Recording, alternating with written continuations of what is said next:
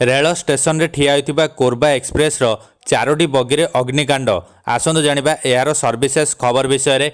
रविवार छत्तीसगढ़ कोरबा ठारू यात्रा आरंभ करी विशाखापट्टनम रे पहुंचीथिबा कोरबा एक्सप्रेस 185117 ट्रेन रो बगीरे हठात एक बड़ धरण अग्निकांड घटी।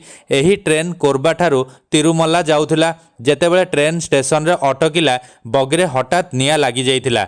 एही अग्निकांड स्टेशन रो चतुर्थ प्लाटफॉर्म रे घटी। अग्निकांड रे एक्सप्रेस रो 3टी एसी बगी संपूर्ण जली जाइछि। तेबे एथिरे केही आहत होइतिबार खबर नाही। एही अग्निकांड घटना पूर्वाह्न प्राय 10टा समय घटी। रेल अधिकारी माने जानिबाकू पाइछन्ति जे B7 बगीर शौचालय रे सर्ट सर्किट जोगु एही दुर्घटनाटी घटी।